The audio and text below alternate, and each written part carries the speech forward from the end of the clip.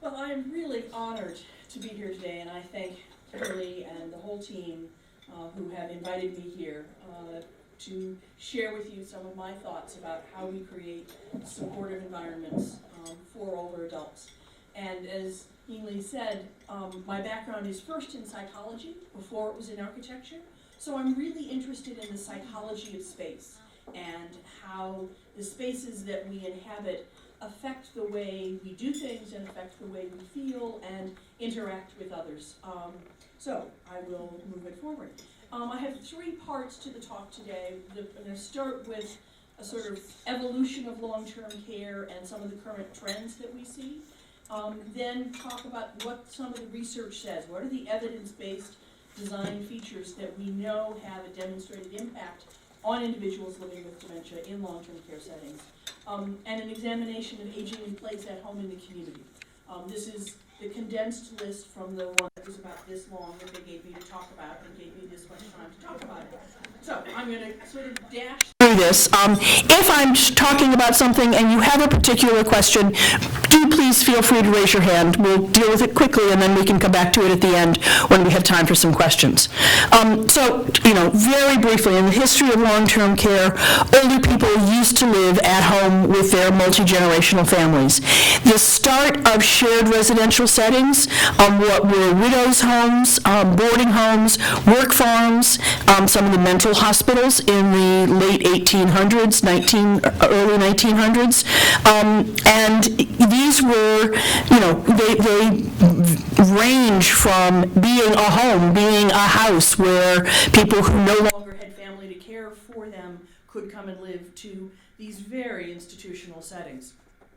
In the 60s, the Hill-Burton Act was funded, which created what we now call nursing homes, and they were really conceptualized as subacute chronic care hospitals, including all of the building codes and many of the operational codes come directly from hospitals. So it's not surprising that as they were being created, they were being conceptualized and run as hospitals. In the late 1980s, we began to see the rise of assisted living, although there were some examples earlier than that. Nursing homes traditionally had units. We call them, a unit because that's what we use in the hospital language. How many of you want to live in a unit? Okay. They almost always had 60 beds.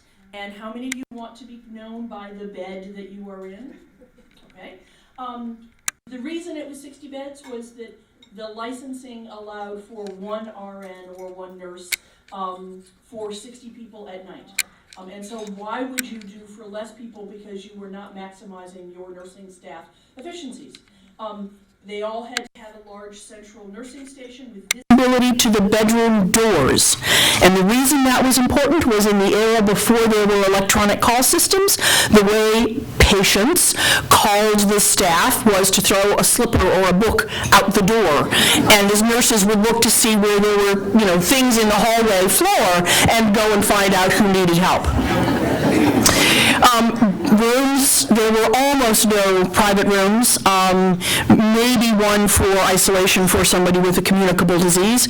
They were shared. If you were lucky, it was a two-person room. Many of them were 4 and 6 people rooms. There was very little sense of privacy or the need for privacy, and there was centralized dining and activities. It was thought that, you put the dining room right next to the kitchen because you wouldn't want to move food from one place to another. Much better to move your 60, 120, 180 residents 3 times a day from their rooms to the dining room and back again. That was the major activity. It took most of the day to get people from their rooms to the dining rooms and back and forth. You didn't have to have an activity program because all of the activity was taken by going back and forth. Things have changed a lot. Currently, we see in the last 10 years much greater demand for short-term post-acute. Right now, what drives change in long-term care is funding. So when the funding changes, the operations and the design follows. So in the past 10 years, we have seen significant growth in short-term rehab units, again, still units. These are people who want to be considered patients because this is the real step-down short-term hospital, and they don't want to be called a resident because they don't want to be thought of as somebody who's going to stay. I'm a short-term patient here, and then I'm going to leave and go back home. That's already changing. One of the challenges is more and more people are choosing to return home and get their therapy at home, and the stays for people who go into a short-term rehab have gone from 30 days to 15 days to the average is now something like 6 and 7 days. And so the turnover and the challenge that care communities have in keeping people using their services is significantly greater. And so we see a lot of these short-term rehab areas now closing or being repurposed again for other populations. But the change in what we see in the design, this image is not at all like what the old rehab areas were in those traditional nursing homes. We've also seen in the past 10, 15 years, the small house, greenhouse movement, and this is probably the most significant change that is having the biggest impact. It's small groups of residents, not 12, 16. The greenhouse replication project prefers 10 residents. There are a lot of communities that just don't think they can make that work viably financially, and yet there are 187 greenhouse homes with 10 residents in the house that are working fine financially. The design absolutely reflects a house so that when you are coming in, this is a place where people are going to live for months or years, often until the end of their life. So it feels like a home. You're not moving into an institution. And they have a person-centered care philosophy, or the language that I like is self-directed relationship-based living, versus the traditional staff-centric approach. When we look at assisted living and its historical roots, there's sort of two different groups. There's independent living plus. So it's independent living. It's apartment-based. You can get assistance with activities of daily living. Often there's a partial meal plan. It's not 3 meals a day. There's light housekeeping and activities that are offered. The other model of assisted living that has developed over the last 30 years is more nursing home light. So it looks more like what we think of a traditional nursing home. You don't have an apartment with a bedroom and maybe a kitchenette. You have a bedroom. And sometimes you're even in a shared bedroom. Much more heavy assistance with ADLs, but less nursing care than what you see in the traditional nursing home. Many of these have developed with a focus on memory care. Almost always these provide 3 meals a day, and a much heavier focus on structuring activities with the assumption that these are people who can't organize their own activities anymore. One of the things that we know about assisted living is that because it is not federally funded, it varies from state to state. The name varies, the amount of services that can be provided varied, the required admission or discharge criteria change, and so what kind of services you can get where you live depends a lot on where you live. Some states are now offering and increasing their Medicaid waiver programs so that people who might otherwise be required to live in a nursing home but don't really need the level of care that nursing homes are designed to provide can get their services supported. They can live in an assisted living community. There's this state regulation. And one of the things that we've seen over the years is that there's an increase in acuity levels in assisted living. The people who live in assisted living now used to be, 15 years ago, the people that we saw in nursing homes. What we see in nursing homes now are people with much more complex and unstable conditions. If you have chronic conditions and multiple chronic conditions, but they're relatively stable, often those individuals are choosing to stay in assisted living. When we look at independent living, and I'm just going to do one slide on this, it's generally restricted to sort of 55 plus. I mean, who knew that 55 was old? This must have been done before we were this age. The very first real sort of independent senior retirement community was Sun City, Arizona. It's the first Del Webb community. It was opened in 1960. It was a much more traditional neighborhood design. It was just age segregated.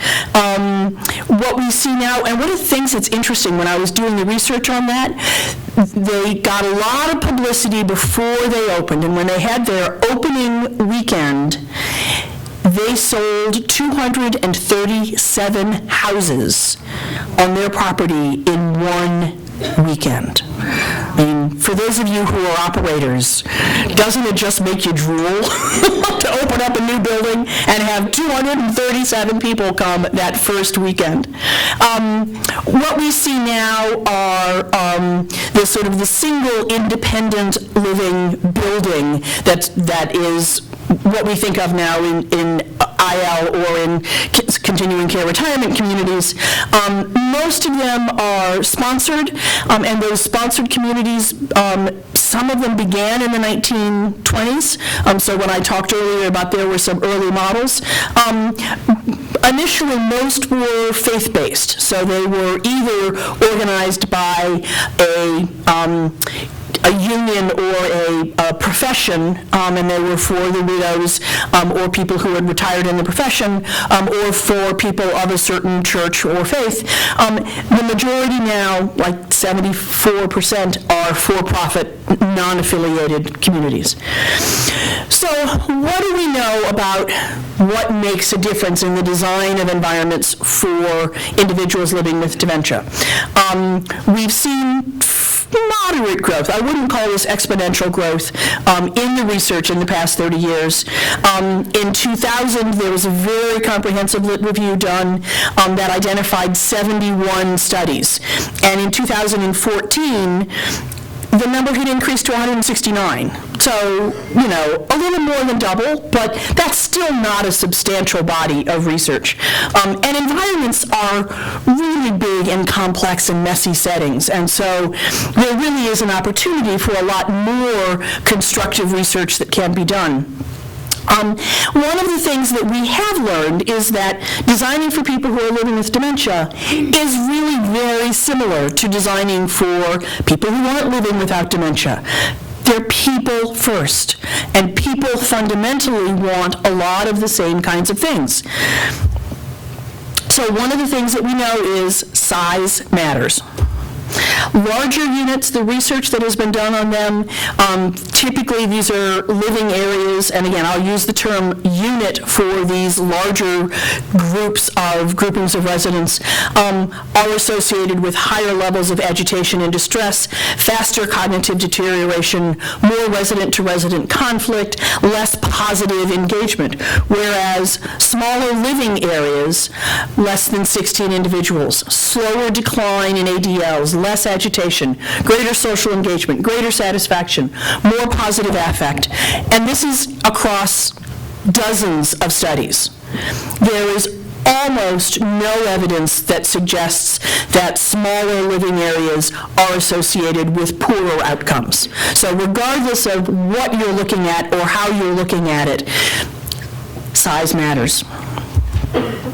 So an example of the sort of the traditional 60-person living area or unit versus a small household design.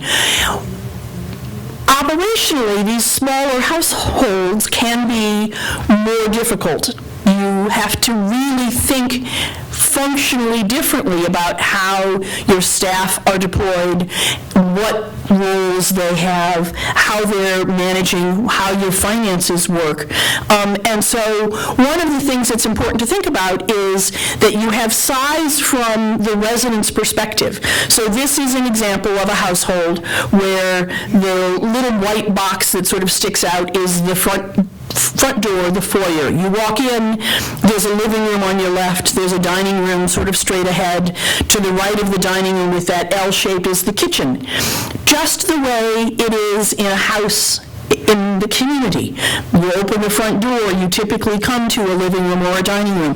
Even in apartments, when you open the front door, you typically come to the living room or a foyer or sort of the public space.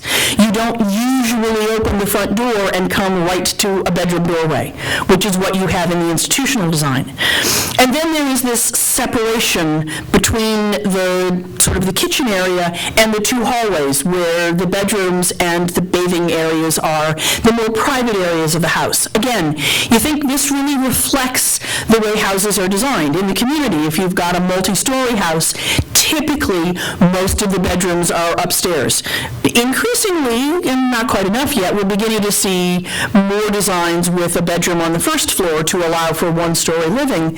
But even in a ranch house, again, you typically don't have the bedroom doors opening up right onto the living room and the dining room. It happens sometimes in bungalows, but typically they're down a hallway. So there's a way of designing these household models so that they really reflect the spatial hierarchy of a house.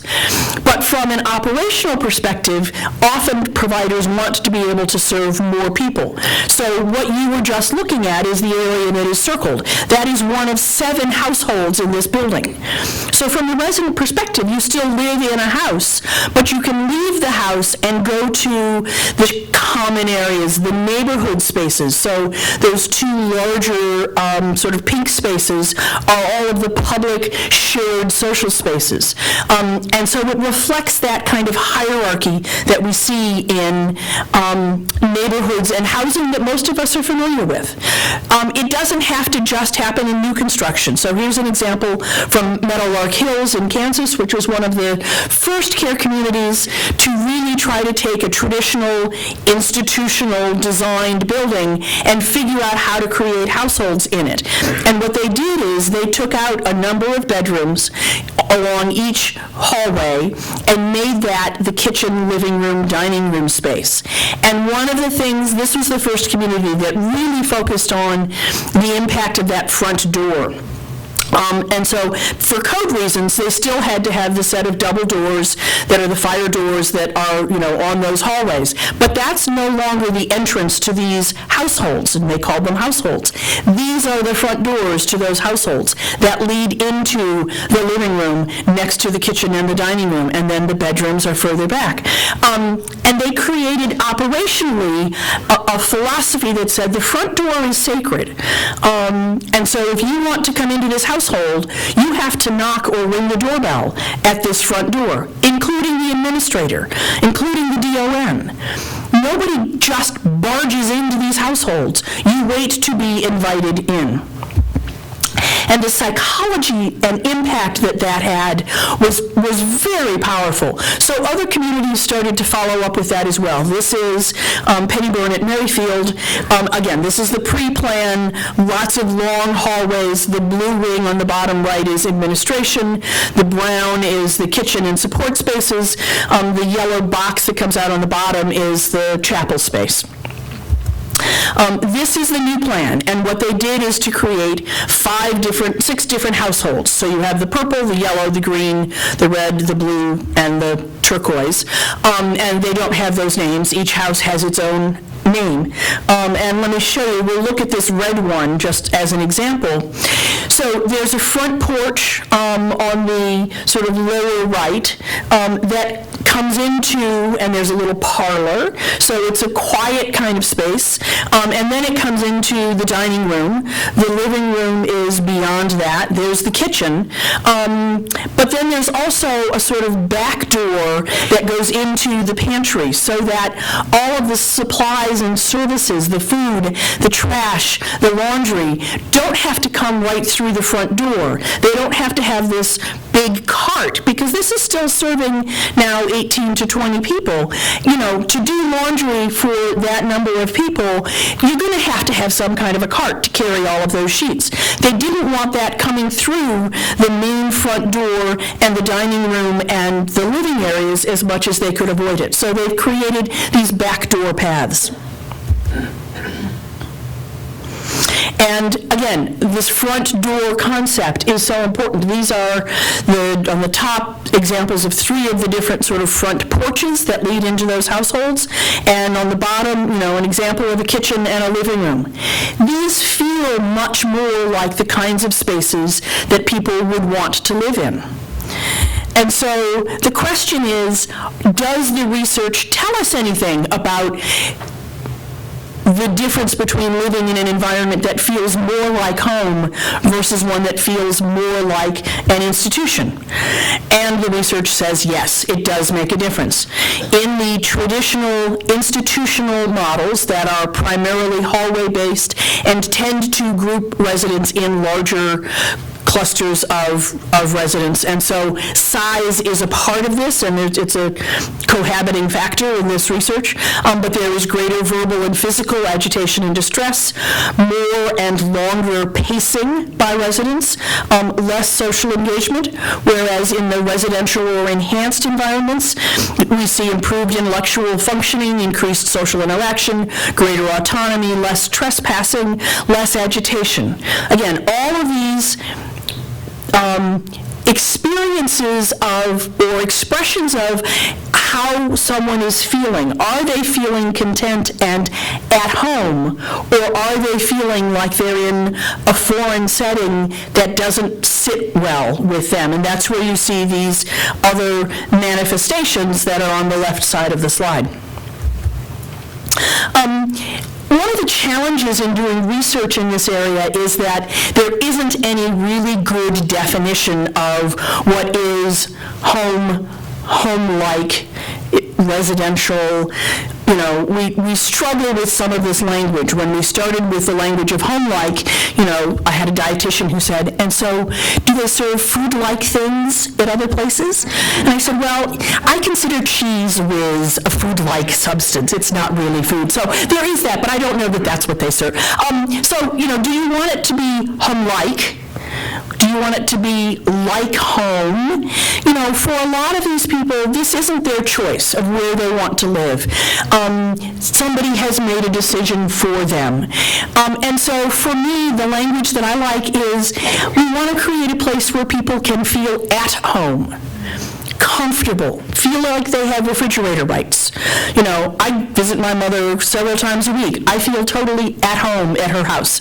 It's not my house, but I feel at home. I have friends, very good friends, where I don't quite feel at home. And so if I'm visiting them and I'm thirsty, I might say, I'm thirsty, I'm gonna go get a glass of water, sort of almost asking for permission. And there are other friends where if I'm thirsty, I just go get a glass of water.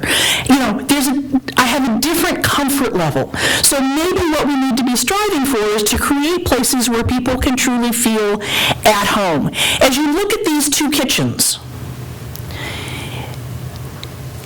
they feel really different. Who wants to give me a word or two to describe the difference between these 2 kitchens? Open versus closed. Warm versus divided versus bordered. Bordered, that's the word I'm looking for. There's one on the right, they took away the nursing station, and boy, this feels like this is the replacement nursing station. And the staff stand behind there, and they've got all of their sort of stuff, and they can see the residents just like in the old nursing stations. The one on the left is inviting. You just want to come in and pick up a piece of fruit and sit down and have a cup of tea for me, coffee for some other people, and you feel like you could just have a conversation with someone. So the environment speaks. We read our environments, and it tells us and gives us expectations for how we ought to feel and how we ought to be responding. So one of the things that I'm working on right now is a new environmental assessment tool. It's called the EASE, Environmental Audit Scoring Evaluation. I think we're going to have to change the name. It doesn't say very much. But it's very much focused on what are the design characteristics that we think create a a place that feels like a household, that feels more like a house. So there are 194 discrete items. There are some basic attributes. They come in these sort of 5 categories of basic design attributes, which have to do with the size and the massing and the scale of the building and the living areas, ambiance, environmental attributes, assistive measures, so things that support people being able to continue to be independent, and wayfinding and orientation. And our hope is that once we can start having a tool that will really describe the elements of the environment, we can use that across research studies and begin to really say, these are the things that make a difference. So is it really size? Does it come down to having 10, 12, 14 residents, and it doesn't matter what it looks like? It's just having that small number of people that you are living with and with consistent staffing? Or is it some other aspect like the kitchens that we were looking at that really impact how people interact with and engage within their setting? One of the other things in research that's related to this topic is sort of person-centered and textured interior spaces. These are 2 examples of care communities that were built at about the same time. And the one on the left just looks institutional. And the one on the right, I mean, if you had to choose, you had an hour to wait for your next appointment. If you had to choose which space you wanted to spend time on, I would bet that most of you would choose the one on the right. It just feels more comfortable. And so there is some research that shows that these more person-engaged, textured, enriched environments do offer people a level of engagement and a level of comfort that the more traditional sort of institutional style design does not. But we need to remember that there are different styles that attract different people. There are some people who like clean, modern. There are some people who like Americana. There are some people who like having lots of tchotchkes around. And so, when I talk to designers, they want an answer. They want to know that it should look like this. And the answer is that that's not appropriate because different people want different things. And so you need to understand the clientele that you're serving as a provider to understand how you want to create the character of the spaces that you are offering. So some places are very upscale, and some are really much more casual. Of course, any of you who know me would know I would include this picture on the left because it has a golden retriever. Even though it's a stuffed golden retriever, it's still a dog, and I still love it. But very different kinds of spaces, and each one might be equally comfortable to different groups of residents. So that's an important thing to remember. And it's not just in the big public spaces, it's also in the private spaces, including like bathing and showering rooms. And so, the one on the left, again, clearly looks like it's more sort of traditional, institutional. The designer tried to sort of soften it up. They put the tile pattern in the floor. They made the washing device, I'm not going to call that quite a shower head, the blue thing on the wall, blue instead of ugly stainless steel, but, it still feels institutional. And then, it's not always what the designers do, it's how we operate the building. There is no excuse for having a metal trash can there to hold, the used towels. That's an operational mistake that is just wrong. The 2 images on the center and the right, I show this was a community in New York that I was visiting, and when I came onto the floor, the staff all said, "Oh, a visitor, make sure she sees the bathrooms." And I'm going, okay, I like bathrooms, let me see the bathrooms. And what had happened is that the administrator had gone to some conference and heard about getting residents engaged in their environment. And so he came back, and on each floor, he gave the the floor like $150 and said, we want you to figure out what you can do to make your bathrooms prettier. You know, you're not going to get new equipment, you're not going to do anything else. But the stipulation is you have to involve the residents. And these are residents, this is a nursing home, these are residents with fairly severe cognitive impairment.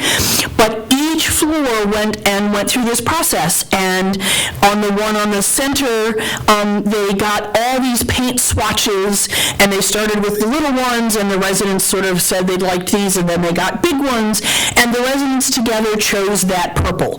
And they got rid of the metal trash can, and they put in this nice little wicker basket, and they found a little table, and they put a little tablecloth, not very expensive things. And they got those hand towels that have little monogrammed, I think they're flowers on them. None of the residents use those, but those are for the guests. I don't know what guest is going to be coming in and using the shower, but they love having that feeling of hospitality. And the one on the right, you know, they said they sit in this tub and they look at this blank wall and ceiling when the tub gets, you know, moved down into position, and there's nothing interesting to look at. And so just by putting this scene of you can't tell it very well, but it's a beach scene, it was, you know, designed to try to, you know, it's water, it's themed, but to distract the residents from just the bathing experience. Again, the two images on the left and the center, that's a before and after. They didn't change the equipment, they didn't, you know, but they covered up those shiny plastic walls with this wooden shelving, put in some decorative items, put a little curtain in front of where the controls are for the tub, so it's still highly accessible, but when you're sitting in the tub, you don't have to see it. Totally different experience. And the image on the right, you know, the plastic ivy going up that fake column probably cost about $7. The green tiles that are the decorative pattern, those green tiles don't cost any more than the white tiles. It's just a matter of taking some time and thinking about making it a more interesting, creative space. Wayfinding and orientation is an area where there has been a fair amount of research. It tends to be mostly destination specific, like bedrooms. So personalized cues, names on the signage. This is an image of the Corinne Dolan Center, which I worked on back in the 80s. We were, as far as I know, the first community to put in any kind of display case at the bedroom entrance. They're now fairly standard throughout the industry. And what we found was that when items that belonged to the residents that had personal significance were in those display cases, they were up to 50% more able to find their room independently and to find it faster than when the display cases had neutral items, things that weren't relevant to the person. What I really wanted to look at was whether or not three-dimensional objects were more effective than two-dimensional photographs. But I was not the head of the research department, so we didn't do that one. We've also looked at research in finding bathrooms. Incontinence is a major issue. It's one of the main factors that make families decide that they can't manage somebody at home anymore and that they need to move into a shared residential setting. This is the same building. We designed the bathrooms to be highly visible in the bedrooms when the curtain was open. We had a privacy curtain instead of a door. These were all private rooms. And when we did the research, what we did is for 2 weeks we had the curtain closed, and for 2 weeks we had the curtain open. And we counted how many times people used the toilet. When the curtains were closed, they were used 37 times. And when the curtains were opened, they were used 285 times. So the visibility and the high contrast, you can see that the floor and the wall around the toilet have very high contrast. And that's very important, again, particularly for people living with dementia who have experience a contrast perception deficit. So they have a harder time seeing white on white, like our place settings here with these white plates and the white tablecloth. It'd be very hard to see the edges of those. And so we've done some research that adds the contrast. Oh, missed it. And in fact, found that when the contrast is increased, people are more likely to be successful in going to the bathroom and using the toilet appropriately.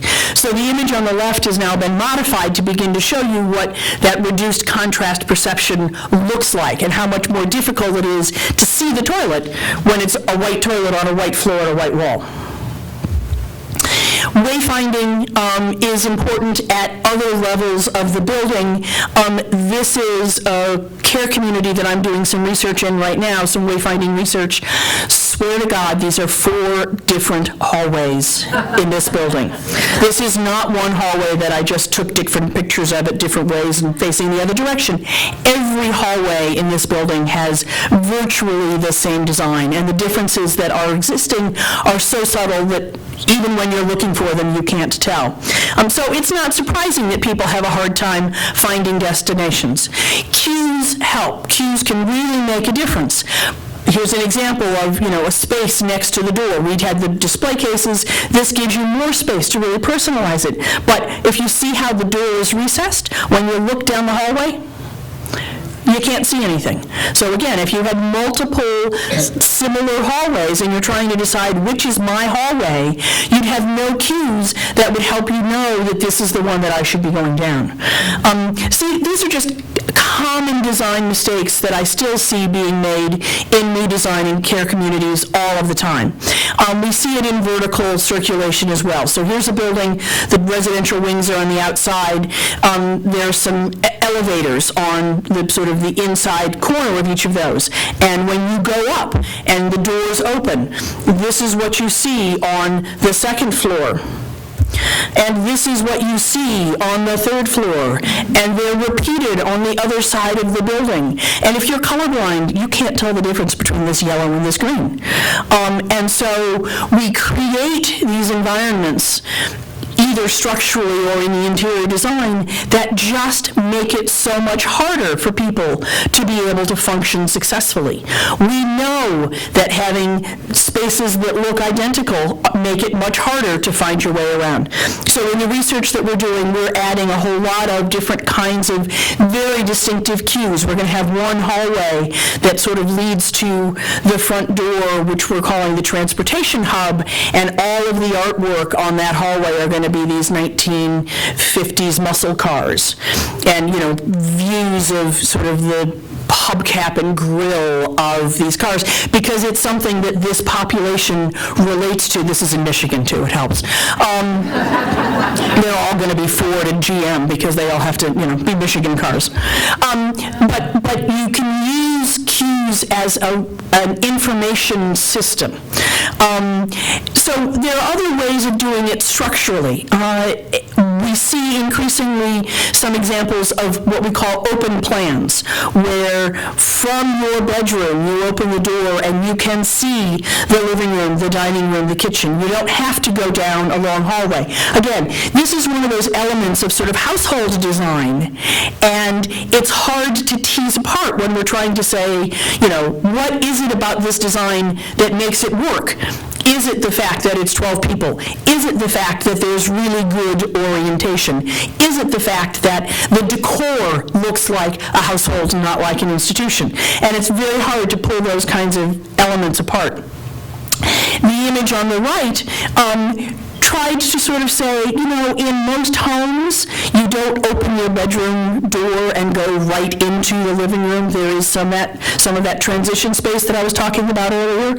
So they grouped, clusters of 4 bedrooms, and they have their little sort of foyer space.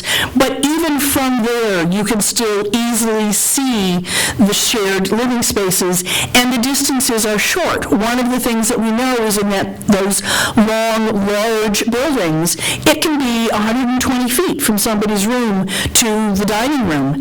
And a lot of older adults don't have the stamina to be able to walk that far, and so they get put into a wheelchair, and once they're in a wheelchair, it's so much easier for the staff to be able to get them from point A to point B faster instead of walking with them because they're unstable, and it can take 10 minutes to walk that 120 feet, where it only takes a minute and a half in the wheelchair, and so we're forcing excess disability on the residents because because we're making them dependent on wheelchairs because the design doesn't support their ability to ambulate independently.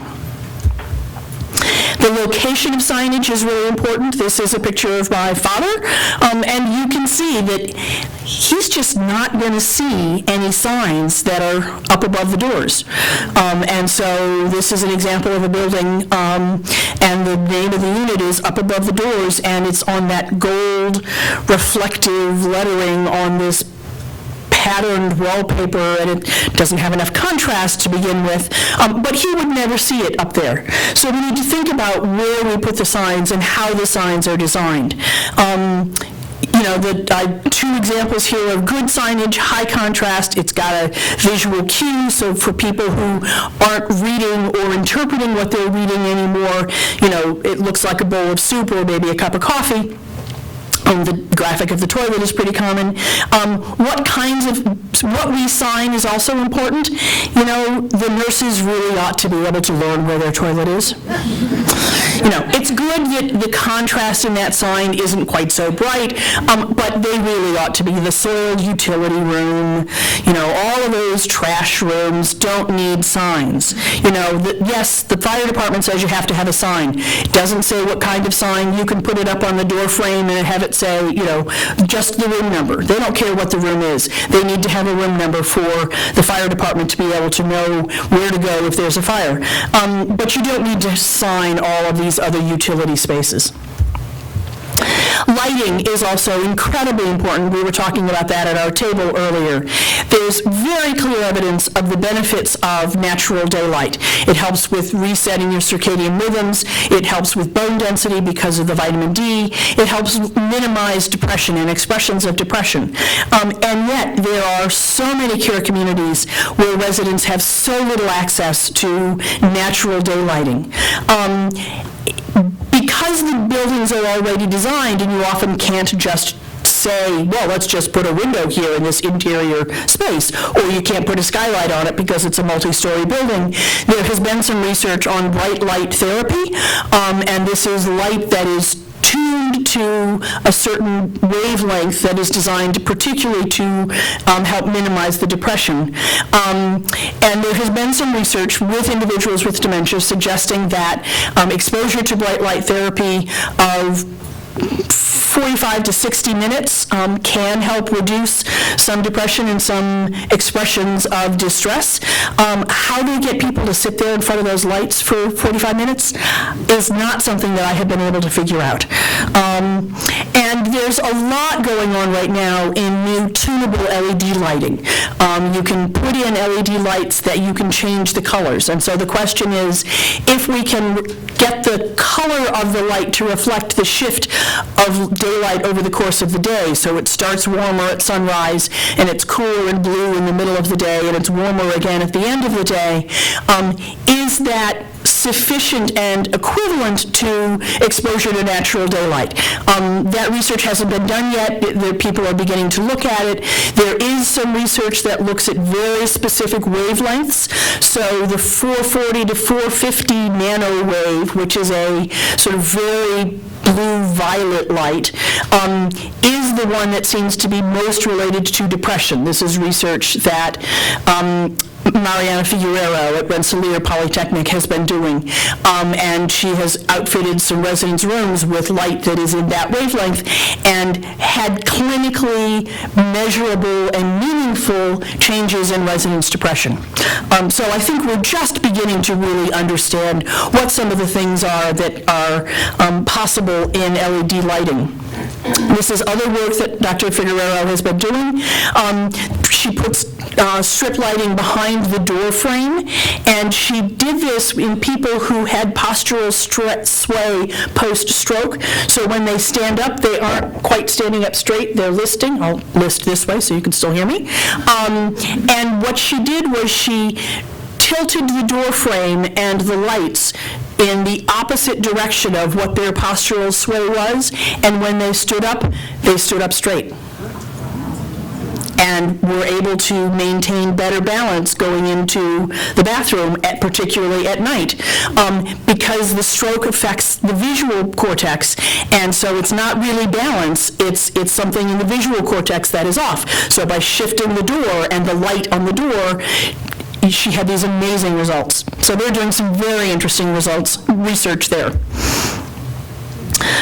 And this is the tuned lighting that reduces the depression, improves sleep, and reduces agitation. So there's a lot that's going on in this right now. Beyond that level of research, evenness of illumination is incredibly important, particularly for older adults. This image on the left comes from the very first nursing home that I did any research on when I first got introduced to designing for people living with dementia while I was in school.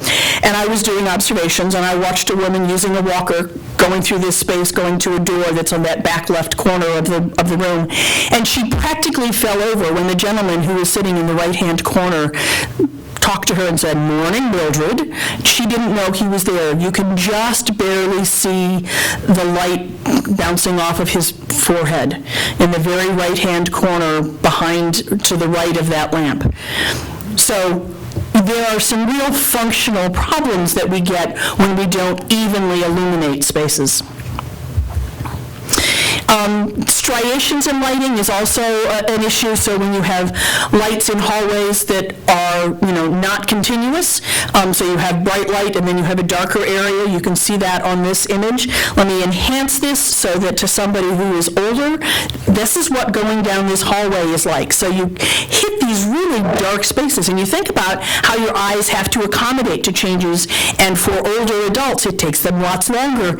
Going down this hallway is just hard on the eyes, and it takes extra energy. And so when we were talking about how to change this, the environmental modification that we did was to create lighting that went all the way down the hallway. The fixtures for this is guttering material. These are metal gutters that we just extruded. They took the truck down to the end of the hallway where the door is. They have this machine that extrudes this flat metal, and it makes the gutter.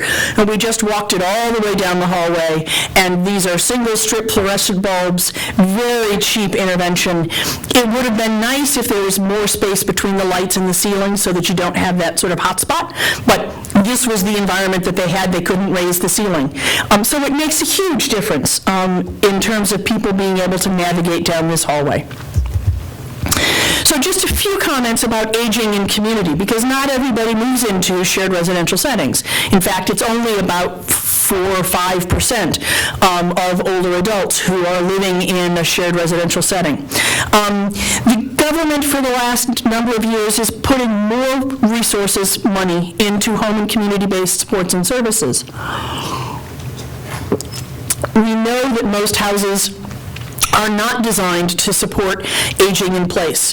Getting in the house, getting around the house, using the bathroom are the main problems. Bathrooms on first floors are often very small and tight, so if you're using a walker or a wheelchair, they're functionally inaccessible. Universal design principles, which have been around for 40 years, since the 70s, are just not being incorporated into our housing stock. Even now in new construction, we see lots of houses that are being built with 2 steps up and 2 steps down that are just not functional. And any of you who are here on crutches know how much harder it is to navigate those environments. It's not just for older adults. One of the interesting things is that in research that is done on home modifications, they are often not desired. People are enrolled in a home modification study designed to help them function more safely, and yet when they come and say, well, we think you really need grab bars in the bathroom. Oh, no, I don't want any of those. It'll depreciate the house, and nobody will want to buy the house because it'll look like it's handicap accessible. Like, that's a bad thing. But there is a mindset of, in America, we want to be independent. We want to be young and beautiful. It doesn't happen to all of us. And we want to be independent. And so the thought that you would have some feature that would announce to the world that you're not completely independent is distasteful to a lot of people. I think we need to do some research on the eyeglass industry and see how they overcame that, because nobody these days blinks an eye if you're wearing eyeglasses. Hearing aids still have a lot of stigma associated with them. Home modifications do as well. I think we need to really explore, this is not my research, this is going to be your research, I think we need to explore that stigma and how do we help overcome that.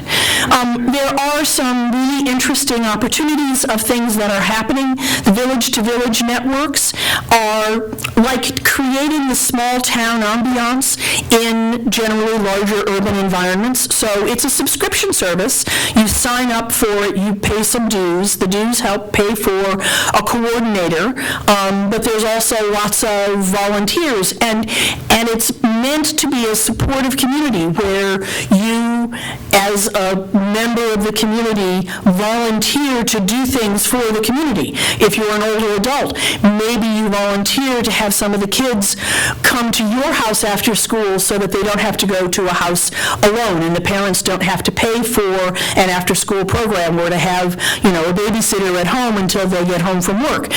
If you are a younger person, you volunteer to cut the grass or to do some yard work or to do errands or to go to the grocery for somebody who can no longer drive. And it's really a supportive, small-town culture that we've lost in our neighborhoods that have been designed since post-World War II. There are a couple of these that are in Pennsylvania. Phillipsburg and Bethlehem has one in development. And that's the only ones that I found on the Village to Village website. But it does positively impact reducing social isolation, supports interdependence, which is a good thing, health and purpose. Co-housing is another concept that is really gaining in popularity, although again, this is very small numbers. These are intentional communities where people typically are building a new community. The housing elements that people live in tend to be quite small, but complete. So you have a kitchen, living room, dining room, your bedrooms, your bathrooms, but then there will be a community building that is the shared community space. And again, everybody agrees to pitch in and make this space work. So you'll have some people who are the garden people and the yard taking care of people. You'll have somebody else who is happy to shovel the snow off of the sidewalks and plow the driveway. They tend to come together for communal meals. Some communities do it every night. Some do it just once a week. Each group makes its own rules. Some of these are intentionally intergenerational. Some of them are interest-based. Some of them are just senior housing. So they're very, very variable. But they're gaining a lot in popularity.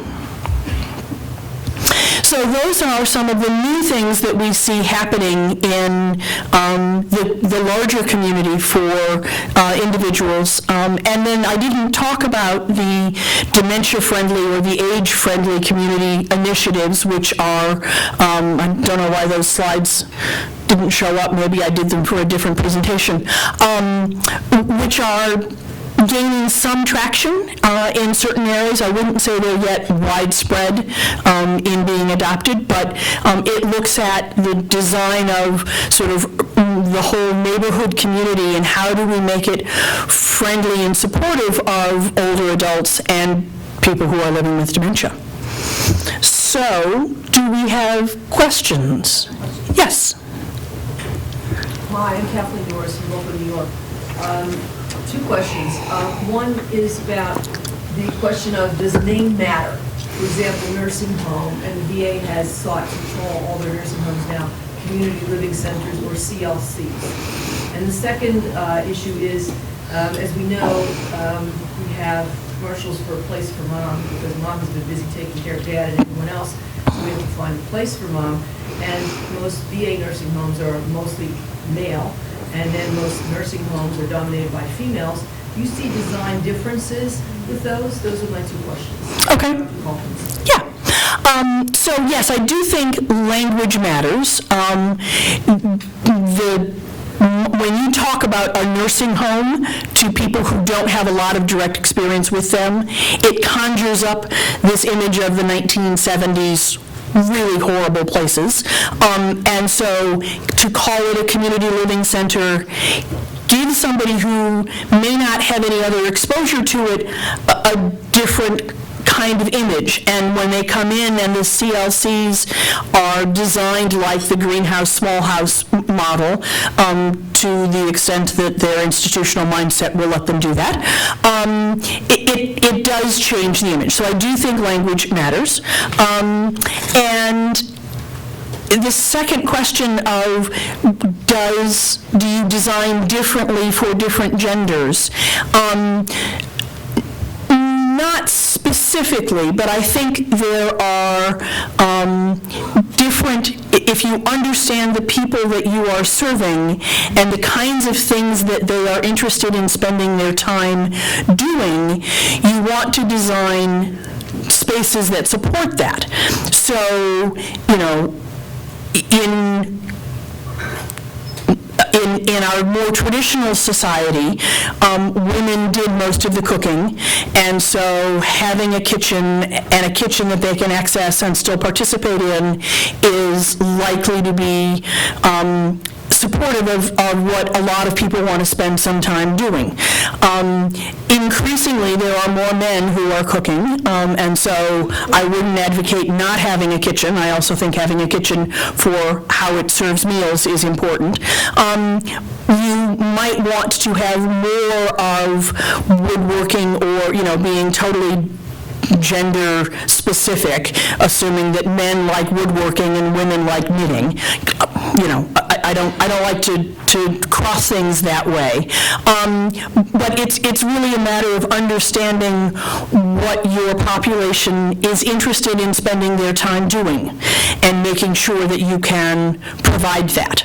And there are lots of things that people like doing that aren't gender specific. So whether it's, you know, some golfing, you know, putt-putt course that you have.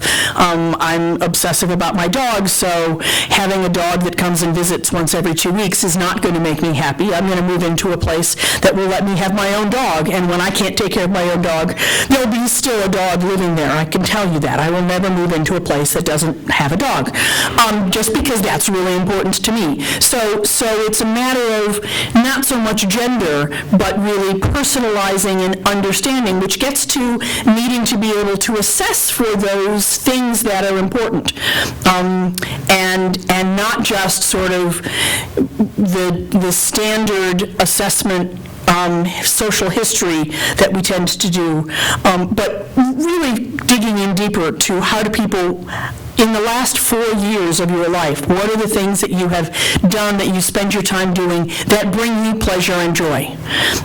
You know, you may have had a hobby 50 years ago, but you gave it up 10 years ago because the arthritis in your hands mean you can't throw pots anymore, you know, whatever it is.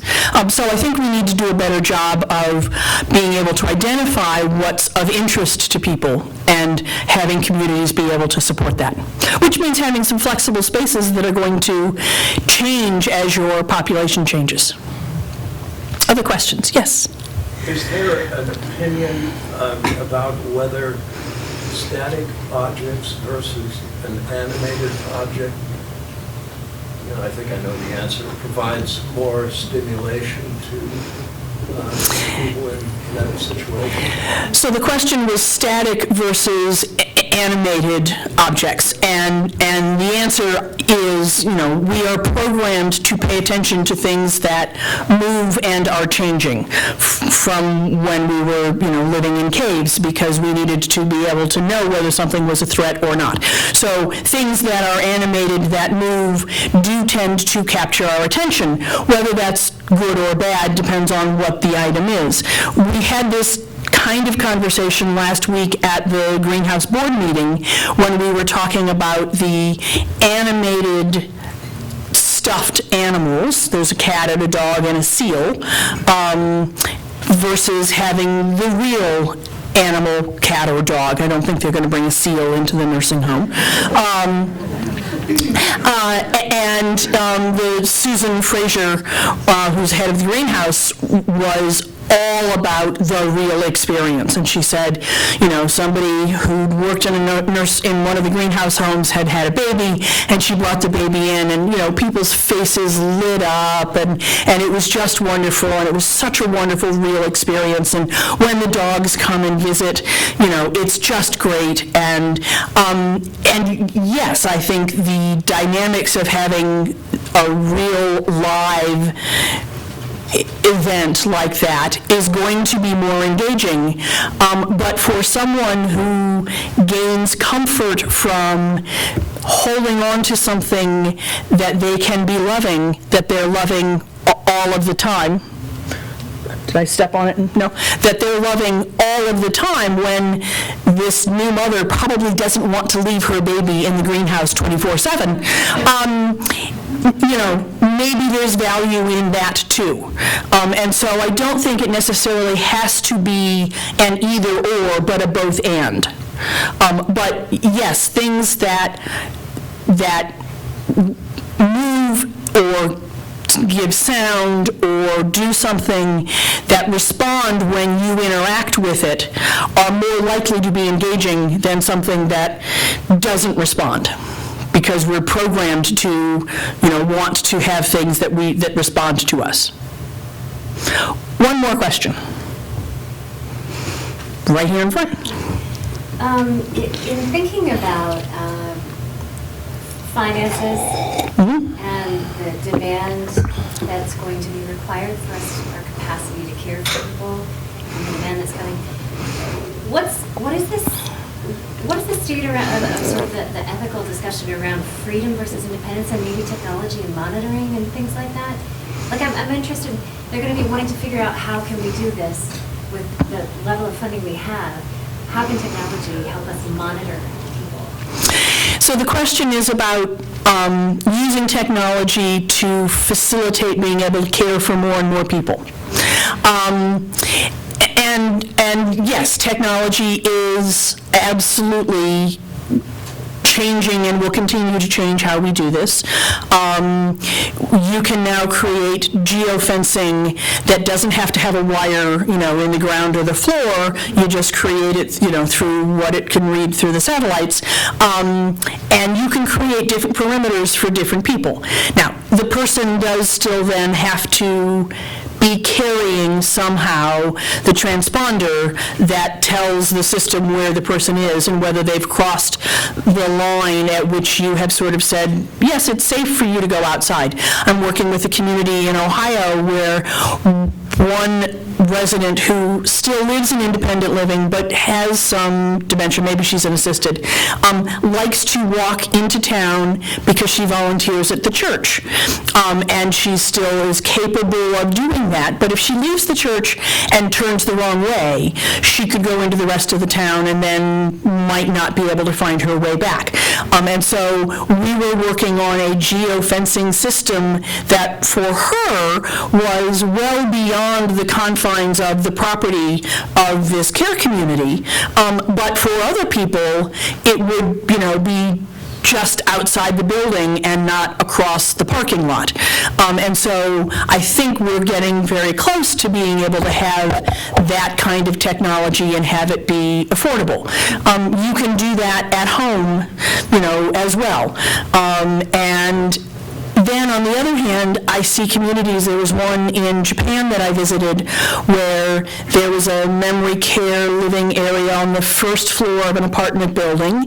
And as they were developing this, they went to the whole neighborhood and said, we want this to reflect normal living. And so we're not going to lock our doors. We're not going to tell people they can't go anywhere. Our residents are going to come out and come and visit your stores. And we want to work with you. So this whole neighborhood has bought into the concept. And these residents come and go and visit the stores. And after they've been, if they don't have any money, they say, well, we'll just put it on your account. And I'm sure there are some issues that they have to work through with some of those details. And when somebody is leaving, they say, are you ready to go back home, or are you going to go do some more shopping? Well, if you're going home, you might want to go this way. Your apartment building is over here. And they just walk on home. And so it's a whole different mindset that many people here would have a really, really hard time living with. What do you mean Mom is walking off the property? I'm paying you for her to be safe in your property. It's a whole different mindset. So I think we need to be open to exploring some of those different things, but I do think technology can and will continue to play a role in how we look at facilitating as much freedom and options for people to express and do what they want to do. All right, thank you. Maybe we will make a cat lover out of you. Maybe it's a cross between my dog and my mother's cat. We'll hope that you'll eat and wear this proudly. So, eating and wearing, not going to go there. There's the wear. There's the wear, okay.